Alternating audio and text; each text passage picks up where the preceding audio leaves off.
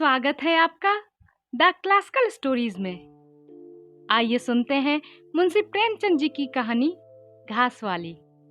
तो चलिए शुरू करते हैं। मुलिया हरी हरी घास का गट्ठा लेकर आई तो उसका गेहुआ रंग कुछ तमतमाया हुआ था और बड़ी बड़ी मद भरी आंखों में शंका समाई हुई थी। महावीर ने उसका तमतमाया हुआ चेहरा देखकर पूछा, क्या है मुलिया, आज कैसा जी है? मुलिया ने कुछ जवाब न दिया। उसकी आंखें डबडबा गईं। महावीर ने समीप जाकर पूछा, क्या हुआ है, बताती क्यों नहीं? किसी ने कुछ कहा है? अम्मा ने डांटा है? क्यों इतनी उदास है? मुलिया ने सिसक कर कहा, कुछ नहीं। हुआ क्या है, अच्छी तो हूं। महावीर ने मुलिया को सिर से पांव तक देखा। चुपचाप रोएगी कि बताएगी? मुलिया ने बात टालकर कहा, कोई बात हो तो बताऊं। मुलिया इस ऊसर में गुलाब का फूल थी। गेहुआ रंग था, हिरन की सी आंखें, नीचे खिंचा हुआ चुबुक, कपोलों पर हल्की लालिमा, बड़ी बड़ी नुकीली पलकें, आंखों में एक विचित्र आंद्रता जिसमें एक स्पष्ट वेदना, एक मूक व्यथा झलकती रहती थी।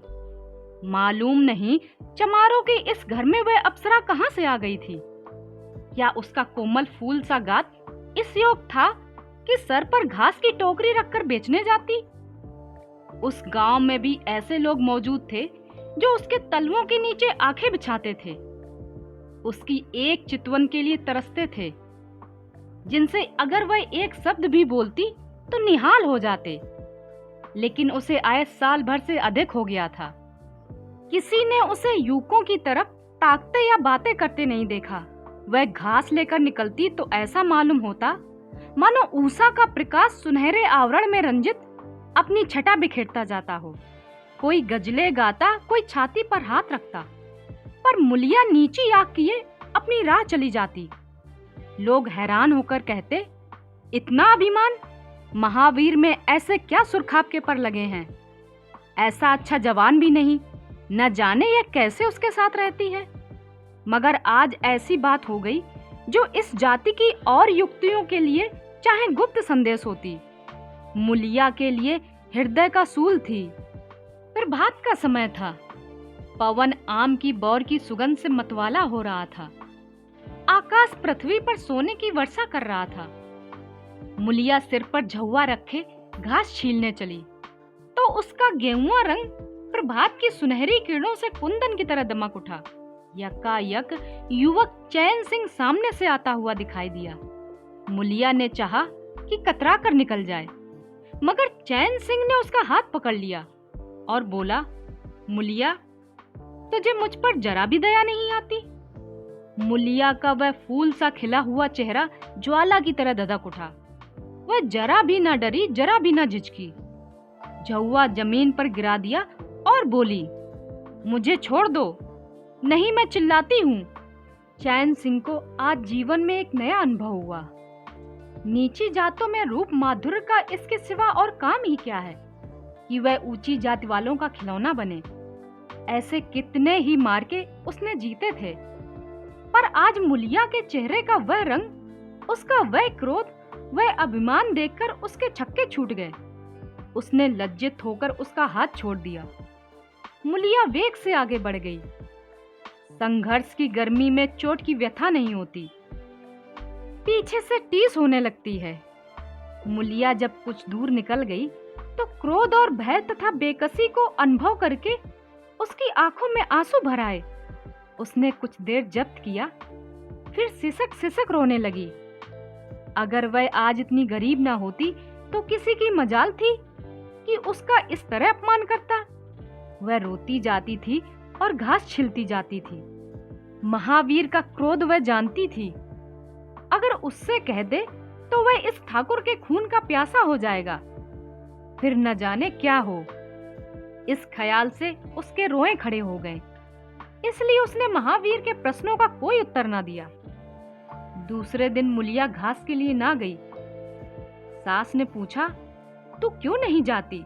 और सब तो चली गई। मुलिया ने सिर झुकाकर कहा, मैं अकेली न जाऊंगी। सास ने बिगड़ कर कहा, अकेले क्या तुझे बाग उठा ले जाएगा? मुलिया ने और भी सिर झुका लिया और दबी हुई जबान से बोली, सब मुझे छेड़ते हैं। सास ने डांटा, ना तू औरों के साथ जाएगी, ना तू अकेले जाएगी, तो फिर जाएगी कैसे? साफ साफ क्यों नहीं कहती कि मैं ना जाऊंगी?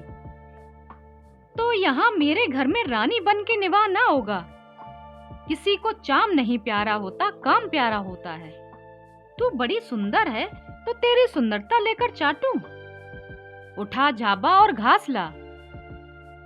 द्वार पर नीम के दरख्त के साए में महावीर खड़ा घोड़े को मल रहा था। उसने मुलिया को रोनी सूरत बनाए जाते देखा, पर कुछ बोल ना सका। उसका बस चलता तो मुलिया को कलेजे में बिठा लेता, आंखों में छुपा लेता। लेकिन घोड़े का पेट भरना भी तो जरूरी है। घास मोल लेकर खिलाए तो 12 आने रोज के कम ना पड़े। ऐसी मजूरी ही कौन सी होती है? मुश्किल से 1.5-2 रुपए मिलते हैं, वह भी कभी मिले कभी ना मिले। जब से ये सत्यानाशी लारियां चलने लगी हैं, इक्के वालों की बधिया बैठ गई। कोई सेत भी नहीं पूछता। महाजन से 150 रुपए लेकर इक्का और घोड़ा खरीदा था, मगर लारियों के आगे इक्के को कौन पूछता है?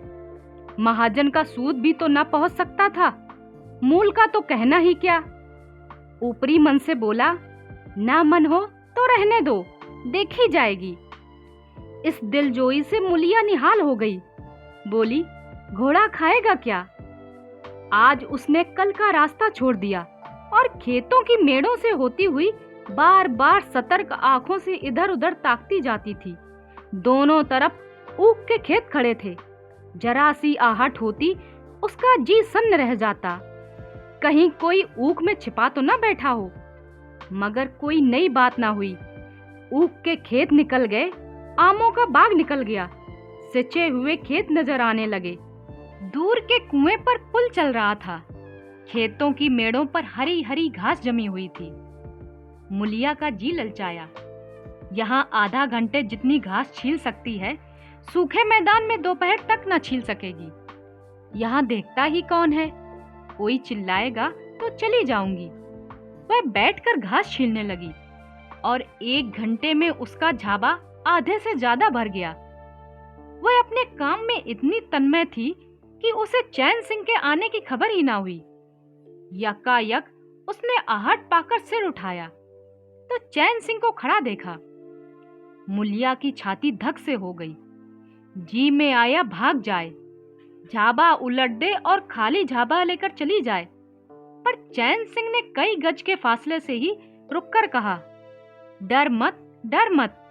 भगवान जानता है मैं तुझसे कुछ ना बोलूंगा। जितनी घास चाहे छील ले, मेरा ही खेत है। मुलिया के हाथ सून हो गए। खुरपी हाथ में जम सी गई, घास नजर ही ना आती थी। जी चाहता था जमीन फट जाए और मैं समा जाऊं। जमीन आंखों के सामने तैरने लगी। चैन सिंह ने आश्वासन दिया, छीलती क्यों नहीं? मैं तुझसे कुछ कहता थोड़ी ही हूं। यही रोज चली आया कर, मैं छील दिया करूंगा। मुलिया चित्र लिखित सी बैठी रही। चैन सिंह ने 1 कदम आगे बढ़ाया और बोला, तू मुझसे इतना क्यों डरती है? क्या तू समझती है मैं आज भी तुझे सताने आया हूँ? ईश्वर जानता है, कल भी तुझे सताने के लिए मैंने तेरा हाथ नहीं पकड़ा था। तुझे देखकर आप ही आप हाथ बढ़ गए। मुझे कुछ सुध ही ना रही। तू चली गई तो मैं वहीं घंटों बैठकर रोता रहा। जी में आता था हाथ काट लूं, कभी जी चाहता था जहर खा लूं। तभी से तुझे ढूंढ रहा हूँ। आज तू इस रास्ते से चली आई, मैं सारा हार छानता हुआ यहाँ आया हूँ। अब जो सजा तेरे जी में आए दे दे। अगर तू सिर भी काट ले तो गर्दन ना हिलाऊंगा। मैं सौदा था, लुच्चा था, लेकिन जब से तुझे देखा है मेरे मन की सारी खोट मिट गई। अब तो यही जी में आता है कि तेरा कुत्ता होता और तेरे पीछे पीछे चलता। तेरा घोड़ा होता तब तो तू अपने हाथों से मेरे सामने घास डालती। किसी तरह यह चोला तेरे काम आवे। मेरे मन की यही सबसे बड़ी लालसा है। मेरी जवानी काम ना आवे अगर मैं किसी तरह की खोट की बातें कर रहा हूँ।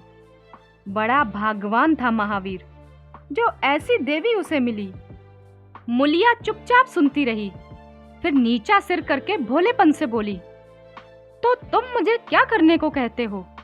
चैन सिंह और समीप आकर बोला, बस तेरी दया चाहता हूँ। मुलिया ने सिर उठाकर उसकी ओर देखा। उसकी लज्जा न जाने कहाँ गायब हो गई। चुभते हुए शब्दों में बोली, तुमसे एक बात कहूं, बुरा तो न मानोगे? तुम्हारा ब्याह हो गया या नहीं? चैन सिंह ने दबी जबान से कहा, ब्याह तो हो गया, लेकिन ब्याह क्या है, खिलवाड़ है। मुलिया के होठों पर अवहेलना की मुस्कुराहट झलक पड़ी। बोली, फिर भी अगर मेरा आदमी तुम्हारी औरत से इस तरह बातें करता तो तुम्हें कैसा लगता? तुम उसकी गर्दन काटने को तैयार हो जाते। बोलो, क्या समझते हो कि महावीर चमार है तो उसकी देह में खून नहीं है, उसे लज्जा नहीं है, अपने मर्यादा का विचार नहीं है? मेरा रंग रूप तुम्हें भाता है क्या? घाट के किनारे मुझसे कहीं सुंदर औरतें नहीं घूमा करती? मैं उनके तलवों की बराबरी भी नहीं कर सकती। तुम उनमें से किसी से क्यों नहीं दया मांगते? क्या उनके पास दया नहीं है? मगर तुम वहां ना जाओगे, क्योंकि वहां जाते तुम्हारी छाती दहलती है। मुझसे दया मांगते हो इसीलिए ना कि मैं चमारिन हूँ, नीच जात हूँ। और नीच जात की औरत जरा सी घुड़की धमकी व जरा सी लालच से तुम्हारी मुट्ठी में आ जाएगी। कितना सस्ता सौदा है। ठाकुर हो ना, ऐसा सस्ता सौदा क्यों छोड़ने लगे? चैन सिंह लज्जित होकर बोला, मूला यह बात नहीं है, मैं सच कहता हूँ, इसमें ऊंच नीच की बात नहीं है, सब आदमी बराबर हैं। मैं तो तेरे चरणों पर सिर रखने को तैयार हूँ।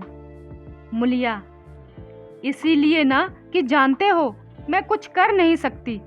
जाकर किसी खतरानी के चरणों पर सिर रखो तो मालूम हो जाएगा कि चरणों पर सिर रखने का क्या फल मिलता है। फिर यह सिर तुम्हारी गर्दन पर ना रहेगा। चैन सिंह मारे शर्म के जमीन में गड़ा जाता था। उसका मुख ऐसा सूख गया था मानो महीनों की बीमारी से उठा हो। मुंह से एक बात ना निकलती थी। मुलिया इतनी वाकपटु है इसका उसे अनुमान भी ना था। मुलिया फिर बोली, मैं भी रोज बाजार जाती हूँ, बड़े बड़े घरों का हाल जानती हूँ। मुझे किसी बड़े घर का नाम बता दो जिसमें कोई साइस, कोई कोचवान, कोई कहार, कोई पंडा, कोई महाराज न घुसा बैठा हो। यह सब बड़े घरों की लीला है और वह औरतें जो कुछ करती हैं ठीक करती हैं। उनके घरवाले भी तो चमारनों और कारणों पर जान देते फिरते हैं। लेना देना बराबर हो जाता है। बेचारे गरीब आदमी के लिए यह बात कहाँ? मेरे आदमी के लिए संसार में जो कुछ हूँ मैं ही हूँ। वह किसी दूसरी मेहरिया की ओर आंख उठाकर भी नहीं देखता। संयोग की बात है कि मैं तनिक सुंदर हूँ, लेकिन मैं काली कलूटी भी होती तब भी वह मुझे इसी तरह रखता। इसका मुझे विश्वास है। मैं चमारिन होकर भी इतनी नीच नहीं हूँ कि विश्वास का बदला खोट से दूं। हाँ, वह अपनी मन की करने लगे, मेरी छाती पर मूंग दलने लगे तो मैं भी उसकी छाती पर मूंग दलूंगी। तुम मेरे रूप के दीवाने हो ना? आज मुझे माता निकल आए, मैं कानी हो जाऊं तो तुम मेरी तरफ ताकोगे भी नहीं। बोलो, झूठ कहती हूँ? चैन सिंह इनकार न कर सका।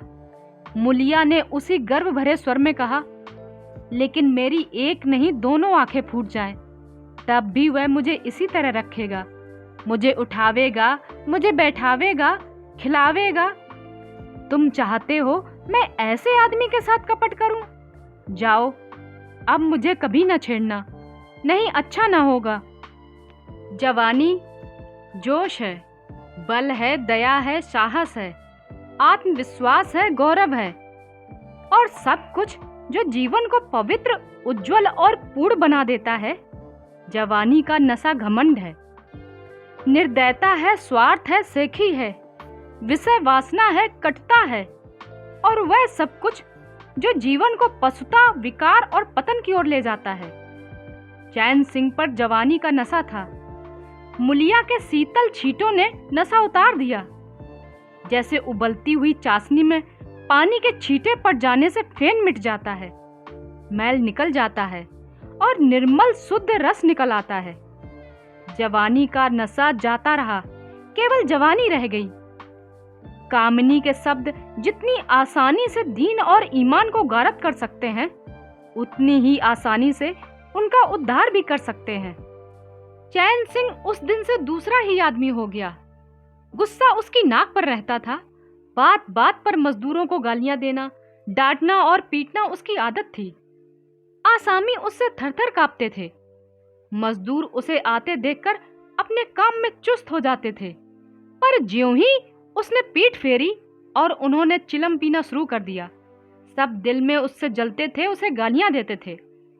मगर उस दिन से चैन सिंह इतना दयालु, इतना गंभीर, इतना सहनशील हो गया कि लोगों को आश्चर्य होता था। कई दिन गुजर गए थे। एक दिन संध्या समय चैन सिंह खेत देखने गया। पुर चल रहा था। उसने देखा एक जगह नाली टूट गई है और सारा पानी बहा चला जाता है। क्यारियों में पानी बिल्कुल नहीं पहुंचता है, मगर क्यारी बनाने वाली बुढ़िया चुपचाप बैठी है। इसे इसकी जरा भी फिक्र नहीं कि पानी क्यों नहीं आता। पहले यह दशा देखकर चैन सिंह आपे से बाहर हो जाता था। उस औरत की उस दिन की मजदूरी काट लेता और पुर चलाने वालों को गुड़कियां जमाता, पर आज उसे क्रोध नहीं आया। उसने मिट्टी लेकर नाली बांध दी और खेत में जाकर बुढ़िया से बोला, तू यहाँ बैठी है और पानी सब बहा जा रहा है। बुढ़िया हड़बड़ा कर बोली, अभी खुल गई होगी राजा, मैं अभी जाकर बंद किए देती हूँ। यह कहती हुई वह थरथर कांपने लगी। चैन सिंह ने उसकी दिलजोई करते हुए कहा, भाग मत, भाग मत, मैं नाली बंद कर आया हूँ। बुढ़ऊ कई दिन से दिखाई नहीं दिए, कहीं काम पर जाते हैं कि नहीं? बुढ़िया गदगद होकर बोली, आजकल तो खाली बैठे हैं भैया, कहीं काम नहीं लगता। चैन सिंह ने नम्र भाव से कहा, तो हमारे यहाँ लगा दो, थोड़ा सा सन रखा है, उसे काट दे। यह कहता हुआ वह कुएं की ओर चला गया। यहाँ 4 पुर चल रहे थे, पर इस वक्त 2 हकवे बेर खाने गए थे। चैन सिंह को देखते ही मजूरों के होश उड़ गए। ठाकुर ने पूछा, 2 आदमी कहाँ हैं? तो क्या जवाब देंगे? सब के सब डांटे जाएंगे। बेचारे दिल में सहमे जा रहे थे। चैन सिंह ने पूछा, वे दोनों कहाँ चले गए? किसी के मुंह से आवाज न निकली। सहसा सामने से दोनों मजूर धोती के एक कोने में बेर भरे आते दिखाई दिए। खुश खुश बात करते चले आ रहे थे। चैन सिंह पर निगाह पड़ी तो दोनों के प्राण सूख गए। पांव मन मन भर के हो गए। अब ना तो आते बनता था न जाते। दोनों समझ गए कि आज डांट पड़ी, शायद मजूरी भी कट जाए। चाल धीमी पड़ गई। इतने में चैन सिंह ने पुकारा, बढ़ाओ बढ़ाओ, कैसे बेर हैं? लाओ जरा मुझे भी दो, मेरे ही पेड़ के हैं ना। दोनों और भी सहम उठे। आज ठाकुर जीता न छोड़ेगा। कैसा मिठा मिठा कर बोल रहा है, उतनी ही भिगो भिगो लगाएगा। बेचारे और भी सुकड़ गए। चैन सिंह ने फिर से कहा, जल्दी से आओ जी, पकी पकी सब मैं ले लूंगा। जरा एक आदमी लपक कर घर से थोड़ा नमक तो ले लो। बाकी दोनों मजूरों से, तुम भी दोनों आ जाओ, उस पेड़ के बेर बड़े मीठे होते हैं। बेर खा ले, काम तो करना ही है। अब दोनों भगोड़ों को कुछ ढांढस हुआ। सभी ने जाकर सब बेर चैन सिंह के आगे डाल दिए और पके पके छांटकर उसे देने लगे। एक आदमी नमक लाने दौड़ा। आधा घंटे तक चारों पुर बांध रहे थे। जब सब बेर उड़ गए और ठाकुर चलने लगे तो दोनों अपराधियों ने हाथ जोड़कर कहा, भैया जी, आज जान बख्शी जाए, बड़ी भूख लगी थी, नहीं तो कभी न जाते। चैन सिंह ने नम्रता से कहा, तो इसमें बुराई क्या हुई? मैंने भी तो बेर खाए। एक आधा घंटे का हरज हुआ, यही ना? तुम चाहोगे तो घंटे भर का काम आधे घंटे में कर दोगे, ना चाहोगे तो दिन भर में भी घंटे भर का काम ना होगा। चैन सिंह चला गया तो चारों बातें करने लगे। एक ने कहा, मालिक इस तरह रहे तो काम करने में जी लगता है। यह नहीं कि हरदम छाती पर सवार। दूसरा, मैंने तो समझा आज कच्चा ही खा जाएंगे। तीसरा, कई दिन से देखता हूं मिजाज नरम हो गया है। चौथा, सांझ को पूरी मजूरी मिले तो कहना। पहला, तुम तो गोबर गणेश ही रहे, आदमी का रुख नहीं पहचानते। दूसरा, अब खूब दिल लगाकर काम करेंगे। तीसरा, और क्या, जब उन्होंने हमारे ऊपर ही छोड़ दिया तो हमारा भी तो धर्म है कि कोई कसर न छोड़े। चौथा, मुझे तो भैया ठाकुर पर अब भी विश्वास नहीं आता। एक दिन चैन सिंह को किसी काम से कचहरी जाना था। 5 मील का सफर था। यूं तो वह बराबर अपने घोड़े पर जाया करता था, पर आज धूप बड़ी तेज हो रही थी। सोचा इक्के पर चला चलूं। महावीर को कहला भेजा मुझे लेते जाना। कोई 9 बजे महावीर ने पुकारा। चैन सिंह तैयार बैठा था, चटपट इक्के पर बैठ गया। मगर घोड़ा इतना दुबला हो रहा था, इक्के की गद्दी इतनी मैली और फटी हुई, सामान सारा इतना रद्दी कि चैन सिंह को उस पर बैठते शर्म आई। पूछा, यह सामान क्यों इतना बिगड़ा हुआ है महावीर? तुम्हारा घोड़ा क्यों इतना दुबला है? क्या आजकल सवारियां कम है? महावीर ने कहा, नहीं मालिक, सवारियां काहे नहीं हैं, मगर लारियों के सामने इक्के को कौन पूछता है? कहाँ तो 2, 2.5, 3 की मजूरी करके घर लौटता था। कहाँ अब 20 आने पैसे भी नहीं मिलते। क्या जानवर को खिलाऊं, क्या आप खाऊं? बड़ी विपत्ति में पड़ा हूं। सोचता हूं इक्का घोड़ा बेचकर आप लोगों की मजूरी कर लूं, पर कोई गाहक ही नहीं लगता। ज्यादा नहीं तो 12 आने तो घोड़े को चाहिए ही, घास ऊपर से। जब अपना ही पेट नहीं भरता तो जानवर को कौन पूछे? चैन सिंह ने उसके फटे हुए कुर्ते की ओर देखकर कहा, 2-4 बीघे खेती क्यों नहीं कर लेते? महावीर सिर झुकाकर बोला, खेती के लिए बड़ा पौरुष चाहिए मालिक। मैंने तो यही सोचा है कि कोई गाहक लग जाए तो इक्के को औने पौने निकाल दूं, फिर घास छीलकर बाजार ले जाया करूंगा। आजकल 7 पतोहू दोनों छीलती हैं, तब जाकर 10-12 आने पैसे नसीब होते हैं। चैन सिंह ने पूछा, तो बुढ़िया बाजार जाती होगी? महावीर लजाता हुआ बोला, नहीं भैया, वह इतनी दूर कहाँ चल सकती है।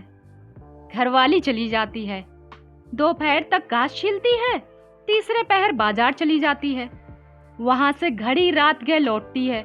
हलकान हो जाती है भैया, मगर क्या करूं, तकदीर से क्या जोर। चैन सिंह कचहरी पहुंच गए और महावीर सवारियों की टो में इधर उधर इक्के को घुमाता हुआ शहर की तरफ चला गया। चैन सिंह ने उसे 5 बजे आने को कह दिया। कोई 4 बजे चैन सिंह कचहरी से फुर्सत पाकर बाहर निकले। हाथे में पान की दुकान थी। जरा और आगे बढ़कर एक घना बरगद का पेड़ था। उसकी छांव में 20 ही तांगे, इक्की और फिटने खड़ी थी। घोड़े खोल दिए गए थे। वकीलों, मुख्तारों और अफसरों की सवारियां यहीं खड़ी रहती थी। चैन सिंह ने पानी पिया, पान खाया और सोचने लगे, कोई लारी मिल जाए तो जरा शहर चला जाऊं, कि उसकी निगाह एक घासवाली पर पड़ गई। सिर पर घास का झाबा रखे साइसों से मोल भाव कर रही थी। चैन सिंह का हृदय उछल पड़ा। यह तो मुलिया है। बनी ठनी एक गुलाबी साड़ी पहने कोचवानों से मोल भाव कर रही थी। कई कोचवान जमा हो गए थे। कोई उससे दिल्लगी करता था, कोई घूरता था, कोई हंसता था। एक काले कलूटे कोचवान ने कहा, मूला, घास तो उड़ के अधिक से अधिक 6 आने की है। मुलिया ने उन्माद पैदा करने वाली आंखों से देखकर कहा, 6 आने पर लेना है तो सामने घास वालियां बैठी हैं, चले जाओ, 2-4 पैसे कम में पा जाओगे। मेरी घास तो 12 आने की ही होगी। एक अधेड़ कोचवान ने फिटन के ऊपर से कहा, तेरा जमाना है, 12 आने नहीं 1 रुपए मांग। लेने वाले झक मारेंगे और लेंगे। निकलने दे वकीलों को, अब देर नहीं है। एक तांगे वाली ने, जो गुलाबी पगड़ी बांधे हुए था, बोला, बुढ़ऊ के मुंह में पानी भर आया। अब मुलिया काहे किसी की ओर देखेगी। चैन सिंह को ऐसा क्रोध आ रहा था कि इन दुष्टों को जूतों से पीटे। सब के सब कैसे उसकी ओर टुकटुकी लगाए हैं, आंखों से ही पी जाएंगे। और मुलिया भी यहाँ कितनी खुश है, ना लजाती है, ना झिझकती है, ना दबती है।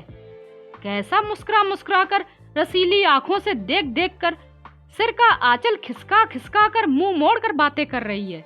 वही मुलिया जो शेरनी की तरह तड़प उठती थी। इतने में 4 बजे अमले और वकील मुख्तारों का एक मेला सा निकल पड़ा। अमले लारियों पर दौड़े, वकील मुख्तार इन सवारियों की ओर चले। कोचवानों ने भी चटपट घोड़े जोते। कई महाशयों ने मुलिया को रसिक नेत्रों से देखा और अपनी अपनी गाड़ियों पर जा बैठे। यकायक मुलिया घास का झाबा लिए उस फिटन के पीछे दौड़ी। फिटन में एक अंग्रेजी फैशन के जवान वकील साहब बैठे थे। उन्होंने पावदान पर घास रखवा ली, जेब से कुछ निकालकर मुलिया को दिया। मुलिया मुस्कुराई, दोनों में कुछ बातें भी हुई जो चैन सिंह ना सुन सके। एक क्षण में मुलिया प्रसन्न मुख से घर की ओर चली। चैन सिंह पान वाले की दुकान पर विस्मृत की दशा में खड़ा रहा। पान वाले ने दुकान बढ़ाई, कपड़े पहने और केबिन का द्वार बंद करके नीचे उतरा तो चैन सिंह की समाधि टूटी।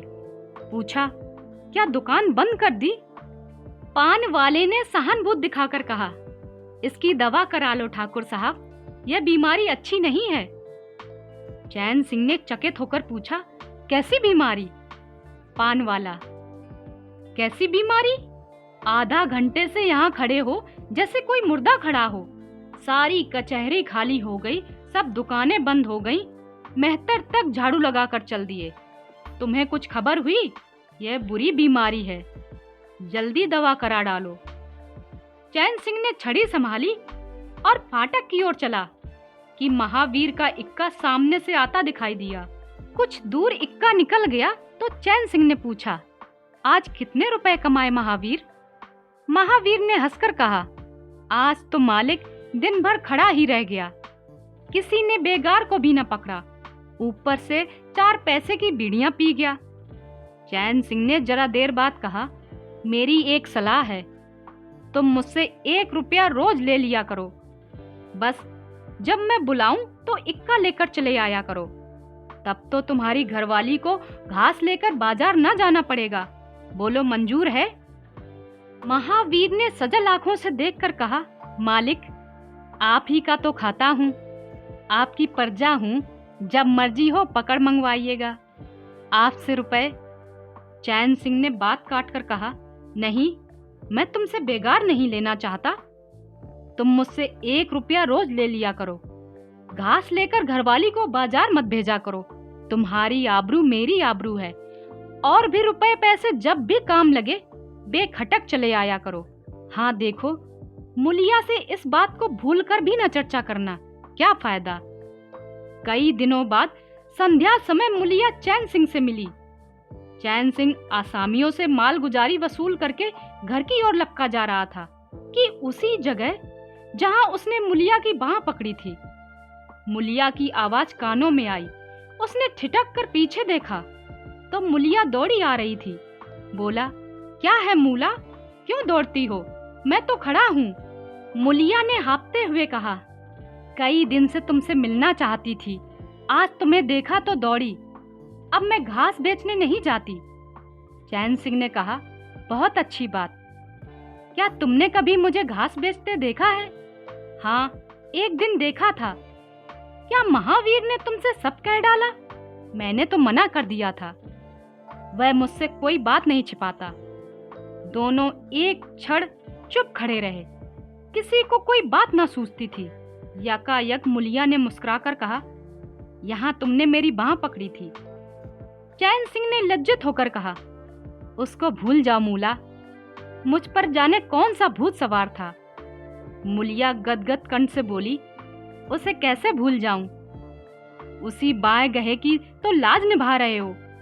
गरीबी आदमी से जो चाहे करवा ले, तुमने मुझे बचा लिया। फिर दोनों चुप हो गए। जरा देर बाद मुलिया ने फिर कहा, तुमने समझा होगा मैं हंसने बोलने में मगन हो रही हूँ। चैन सिंह ने बलपूर्वक कहा, नहीं मुलिया, मैंने एक क्षण के लिए भी नहीं समझा। मुलिया मुस्कुराकर बोली, मुझे तुमसे यही आशा थी और है। पवन सिंचे हुए खेतों में विश्राम करने जा रहा था। सूर्य निशा की गोद में विश्राम करने जा रहा था और उस मलिन प्रकाश में चैन सिंह मुलिया की विलीन होती हुई रेखा को खड़ा देख रहा था।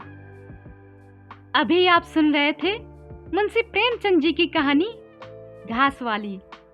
कहानी पसंद आई हो तो लाइक, शेयर और चैनल को जरूर सब्सक्राइब करें। कहानी सुनने के लिए आपका बहुत बहुत धन्यवाद।